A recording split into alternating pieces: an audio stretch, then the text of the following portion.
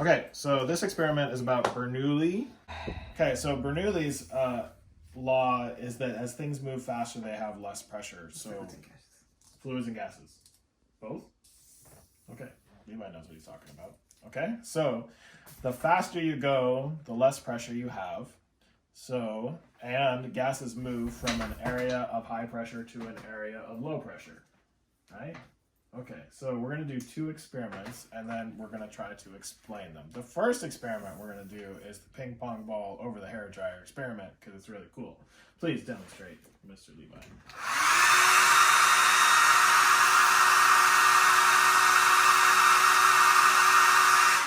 Okay, so way cool, right? So obviously the ping pong ball is being acted upon by gravity. It's being pulled down to the floor, and if you just held the ping pong ball up without turning anything on, it definitely falls to the ground.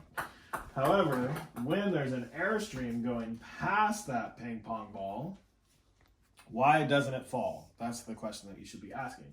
So, as the air is flowing really fast past the ping pong ball, there is a stream that is a force of the gases coming into that low pressure area that pushes on the ball and holds it inside that stream, okay?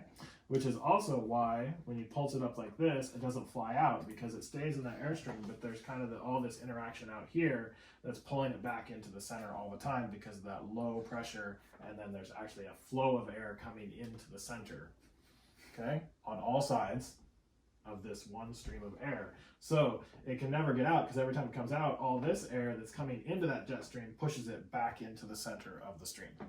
Okay? Okay. So then there's the other experiment you can do. Well, I have a question though. Okay. You said something about if you held the hairdryer this way, that it wouldn't fall out. No, but it did fall out completely. But he was diagonal and definitely was outside of that gravitational pull. Eventually, gravity. It's not outside the gravitational pull. Eventually, it just gets the air. Yeah. Gravity gets stronger than the jet stream. Because if it's like the force of gravity is greater than the force due to the airstream going past it. Okay. Okay. The other one you can do is we can actually use the hairdryer for this one too. And Levi's going to hold these two pieces of paper like this. And you can see as gravity acts on this, obviously they pull down. And in some ways you would expect if there's air coming out of here that it would push the strands of paper away. Right. But that is not what happens if this works for us. So go ahead.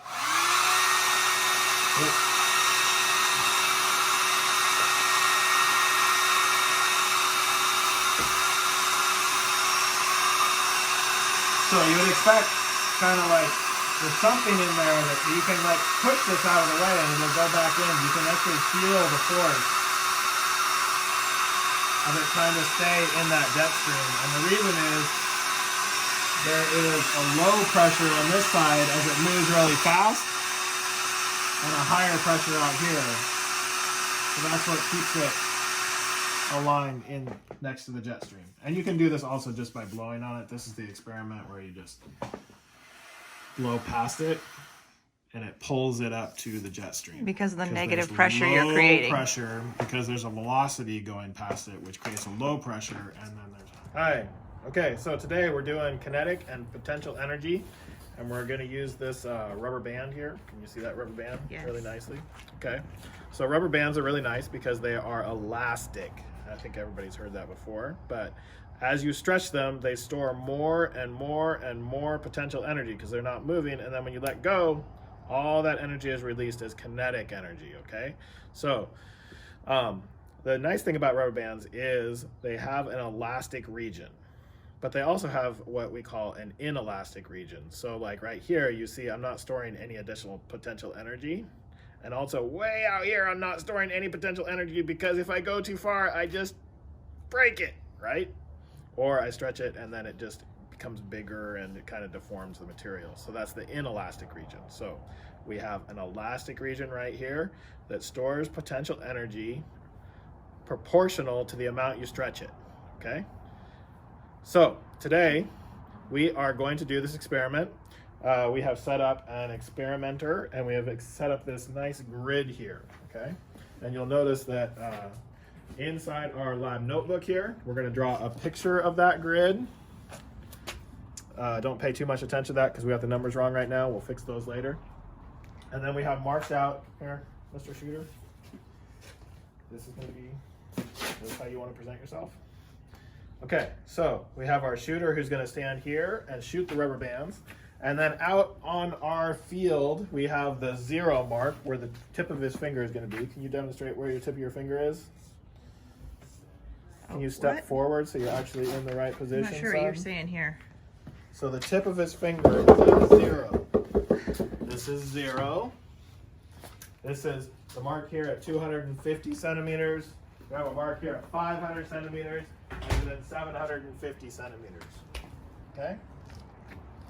So, our shooter also, in order to, so does this thing work? Okay, so can you see we have marked on his arm 10 centimeters from the tip of his finger, 10, 20, 25, and 30. Okay? So we're going to have him shoot rubber bands out onto our course. We are all wearing our safety glasses. And then our assistants here also wearing safety glasses. Very important to cover your eyes when you're playing with rubber bands. Just ask Levi. Okay. You can ask him about that later. Okay, so they're going to go out and mark where each one of these go, and then we're going to record that data into our lab notebook. Okay? Okay, here we go. Okay. So should I pause it and do time lapse now? Yeah, let's do the first one. So he's going to pull it back to 10 centimeters and let her fly. It's very important that he tries to do everything as much as possible the same for each one. Okay, so we're trying to take out the variability. So in this, the variability would come as he raises his arm or lowers his arm or pulls back too far or too little or has a different size rubber band. So we tried to pick out rubber bands that had the same width and same length. Okay, so we tried to get uniform rubber bands to try to get the best data we can. Other things that are going to affect this experiment is any sort of wind, which we do have a little bit of a breeze out here, because air resistance is what's going to be working against you as you fire this rubber band. So he's going to do 5 of them. Okay, so now our assistants are going to come over here, and they're going to put an X in the middle of the rubber band. The instructions say draw a circle around it, but we're going to draw an X. So girls, if one of you would start over there, and one right here, and just put an X right in the middle.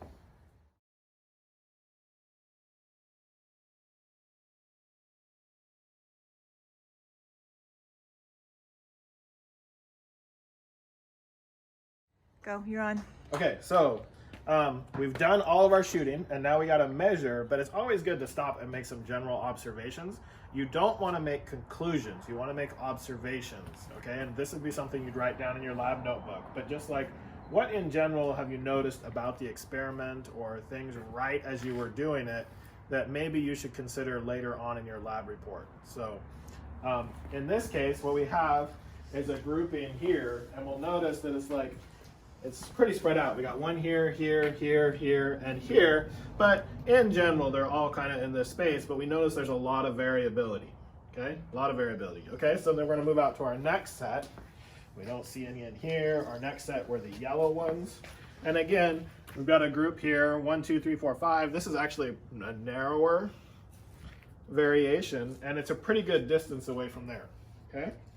From there on out, it's a little bit strange because we've got 3 different groupings and they're all kind of in this general area. You can see the green ones were our next set. Can you say what centimeter they were? What were 25, they? 20, 25, and 30. So green was at 20 centimeters, and you can see they're here, about the same amount of variability, a little bit more spread. But then the blue ones, which were 25, are also just right in this range here, with the exception of one shot out here. And then the brown ones, which are really hard to see, they're kind of here, they're mixed back in. And right there. And one right out here, okay? So, in general, it doesn't look like they're going much further. We should take a couple observations about what might be causing that variability. There is a little bit of a breeze. You can see the trees moving a little bit, and the wind is definitely blowing against us. So that's not a good thing when you have something light that's flying through the air. So that'll be something that we will want to include in our lab report. Other variabilities, Levi, if you could come over here, is the things we mentioned before. So you have the rubber bands. There's variability amidst the rubber bands. Maybe he didn't stretch quite to the same amount, or maybe he released differently. You could think up a couple other things, like the angle that he was using would be a factor, whether there happened to be a gust of wind right then, whether a bird flew through, grabbed the rubber band and dragged it away, you know, things like that. So you'd want to make those kind of observations in your lab notebook as you go. Okay, our next step is, since we have these lines here, we're going to be able to take measurements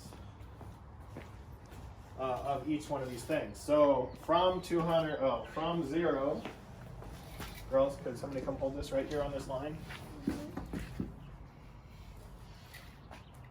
And then you can measure out to each one of your X points and then have somebody write them down for you. So this one's at 94 centimeters. Levi, get your notebook and write it down, hon.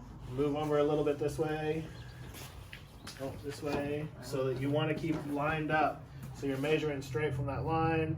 This one is 107 centimeters. And then you're going to write all those down for each of your groups of X's. So okay? for 10 centimeters, 15 centimeters, 20, 25, and 30 centimeters, you should have 5 trials, 5 different rubber bands, 5 different lengths under each centimeter grouping. Okay, and you make a lab notebook and you write all that stuff down, and you're going to transfer that onto graph paper or onto a computer graphing thing like Excel. That's what we're going to use. We're going to use Excel.